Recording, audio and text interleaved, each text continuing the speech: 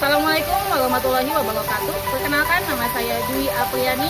Saya dari SMA Plus PGRI Cibinong, sekaligus mahasiswi PPG dalam jabatan Angkatan 3 tahun 2021 di LPTK Universitas 11 Maret. Berikut merupakan praktik PPL saya yang kedua. Selamat menyaksikan.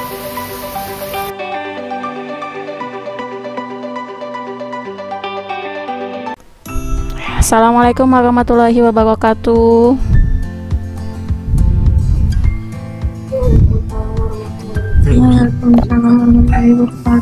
Teman-teman, gimana kabarnya? 10 unggulan 1. Baik, Bu. Sehat ya? Alhamdulillah. Sebelum memulai pelajaran pada hari ini, alangkah baiknya kita berdoa.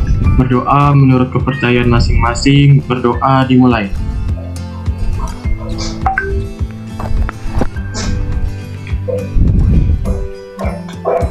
Berdoa selesai, memberi salam. Assalamualaikum warahmatullahi wabarakatuh. Waalaikumsalam warahmatullahi wabarakatuh. Terima kasih David sudah memimpin teman-temannya untuk berdoa. Oke, Hadir, Bu. Oke, Aldo, Hadir, Bu. Cantika, Hadir. Syafa juga sudah izin karena ada Cap Zara. Hadir, Bu. Oke.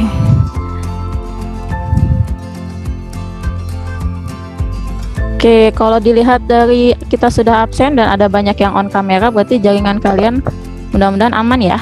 Oke? Oke, kalau misalnya ada ion dengan penyusun kovalen sama atau berbeda? Beda, Bu. Beda. Apa bedanya? Ada yang tahu? Ion terbentuk dari unsur logam dan non-logam. Iya, betul, Arifin. Dari logam dan non-logam itu adalah ion. Kalau kovalen gimana? Kalau kovalen? Sesama non-logam. Ya, sesama non-logam, betul, Santika. Nah, sekarang kalau misalnya dari sifat, menurut kalian yang bisa menghantarkan listrik itu ion atau kovalen atau semuanya bisa? Dari sifat-sifatnya, kalau sifat senyawa ion itu bisa menghantarkan listrik atau tidak? Dilihat dari kata-kata ion. Oh, bisa, betul, Revaldo. Nah, ini indikator pencapaiannya, lalu tujuannya. Nanti kalian akan melakukan percobaan tapi melalui virtual lab.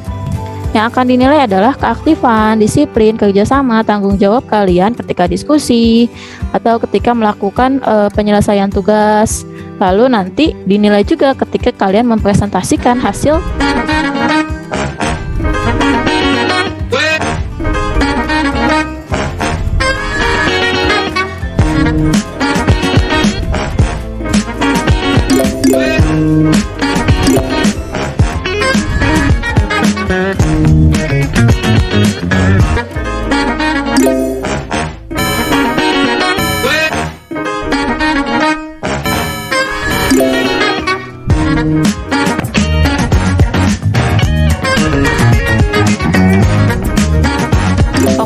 Kokonut.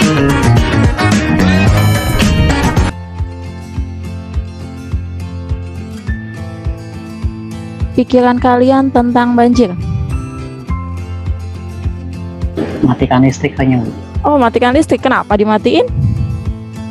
Dan nggak Biar nggak kesetrum. Oh, biar nggak setrum, betul. Ke koslet ya, iya. Biasanya alat elektronik suka dipindah-pindahin juga nggak? Kalau keburu ya. Biasanya itu adalah kita harus hati-hati dengan listrik ketika banjir datang. Nah, tadi udah benar, bisa terjadi korsleting kalau ada banjir. Kiraan elektrolit dari kata-kata elektro. Apa artinya elektro di sini?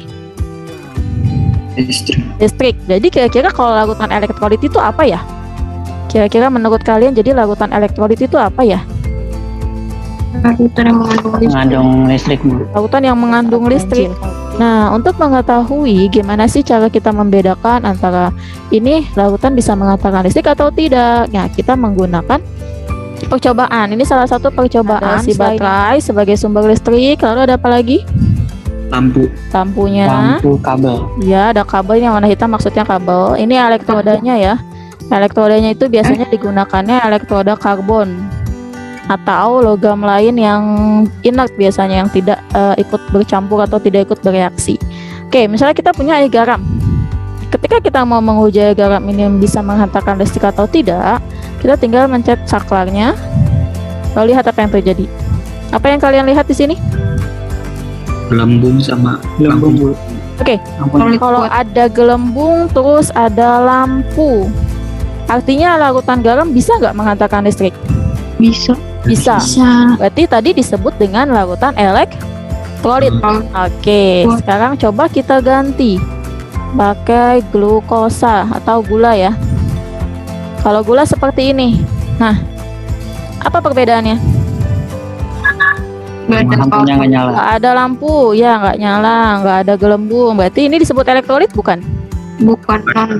Ya, non elektrolit. Sekarang kita coba lagi yang satu ini cuka, asam asetat itu cuka. Apa yang terjadi di sini? Lampunya Lampunya redup, gelembungnya sedikit ya. Apa bedanya dengan larutan garam tadi? Ininya terang. terang lampunya. Lampunya terang, kalau ini redup. Artinya elektrolit ada dua macam kan tadi? Kalau yang berarti yang ini disebutnya elektrolit Lemah. Nah, yang tadi disebut elektrolit. Di kelompok satu hanya ada Zahra, Gina, David, Syafa dan Miftahul tidak ada. Kelompok 3 ada Santika, Arifin, Yasmin sama Maritza nih. Nanti di sini kalian menuliskan yang tadi tentang banjir. Lalu di sini kalian melanjutkan virtual lab yang tadi dengan mengisi rumusnya apa, lampunya bagaimana, gelembungnya apa, jenis elektrolitnya apa, kuat, lemah atau non elektrolit. Lalu di sini nanti kalian menggolongkan dari yang kalian sudah uji, elektrolit kuat siapa, lemah siapa, non siapa. Asam klorida, natrium hidroksida sama asam karbonat. Oke, sudah dicoba pakai virtual labnya sambil dicoba. Coba Gina, gimana hasilnya untuk yang nomor 1? Elektrolit apa di sana? Jenis elektrolitnya yang asam klorida. Iodida, apa hasilnya? Elektrolit kuat, lemah atau non? Elektrolit kuat. Oke, berarti di sana ada lampu terang ya? Lampunya terang, gelembungnya ada. Oke, kalau asam sulfida gimana? Elektrolit lemah. Oke, Lampunya elektrolit redup. lemah. Kalau dari ikatan kira-kira udah bisa ditentukan belum? Kira-kira kalau Ki itu ion atau kovalen ya? Apa dong? Si asam nitrat jadinya? Asam nitrat itu elektrolit kuat. Oh, Pak Dit tuh ngomong tuh elektrolit kuat. Terima kasih, Dit. Kalau misalnya amonium hidroksida gimana hasilnya?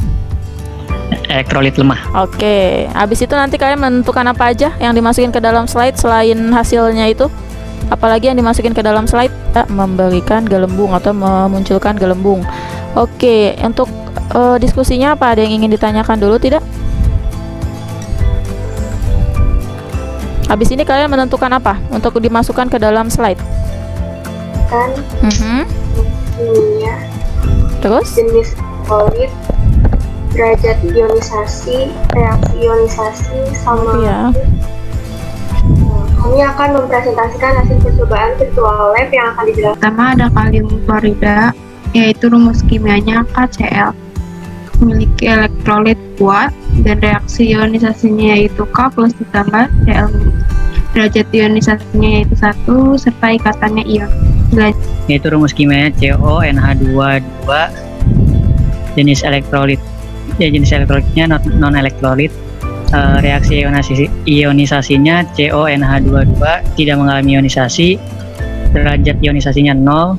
Jenis ikatannya kovalen nonpolar karena non elektrolit. Di sini itu ada nama larutan asam karbonat dengan rumus kimia H2CO3 dan jenis elektrolitnya elektrolit lemah karena ketika dicoba. Mengapa suatu larutan elektrolit dapat menyalakan lampu atau memunculkan gelembung saat uji dilakukan, sedangkan pada larutan non elektrolit tidak bisa? Kelompok 3, Bu. Oke, silakan Santika dari kelompok 3. Apakah jenis ikatan suatu senyawa dapat mempengaruhi jenis elektrolit dari suatu larutan? Oke, kelompok 1, pertanyaannya yang itu. Oke, jawabannya. Karena larutan elektrolit dapat mengalami ionisasi. Ion positif dan ion negatif yang terbentuk. Jawabannya iya, karena ikatan ion kemungkinan besar bersifat elektrolit karena senyawa ion dapat menghasilkan ion positif dan negatif dan menghantarkan listrik. Sedangkan Gejalanya tadi sudah kalian bicarakan. Kalau tidak ada gejala sama sekali berarti dia non elektrolit. Kalau ada salah satunya saja itu berarti lemah, tapi kalau dua-duanya kuat itu adalah elektrolit kuat. Nah, ini yang ini adalah contoh-contoh yang sudah kalian tadi bahas. Jadi yang perlu kalian ingat kembali di sini adalah kalau ion, yang namanya ion pasti ada ion positif, ada ion negatif. Nah, karena ada ion-ion inilah yang menyebabkan terjadinya suatu larutan elektrolit bisa menghantarkan listrik. Ini salah satu contoh yang sudah ada kalian tadi bahas.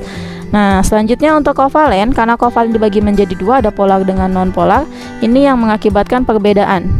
Kalau misalnya polar bisa menghantarkan listrik, berarti dia jenisnya elektrolit. Bisa elektrolit apa aja?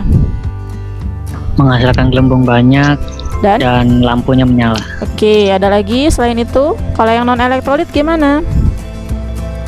Tidak ada gelembung dan tidak menyala. Oke, lalu untuk kovalen, kesimpulannya elektrolit bisa dibagi menjadi dua, ada kuat, lemah, lalu ada non elektrolit juga. Untuk kuat dan lemah dilihat dari percobaan.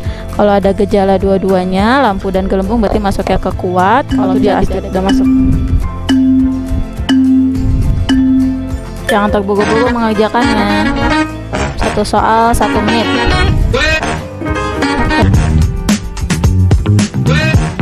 Yang sudah selesai boleh sambil mengisi penilaian antar teman ya, sama refleksi pembelajaran hari ini.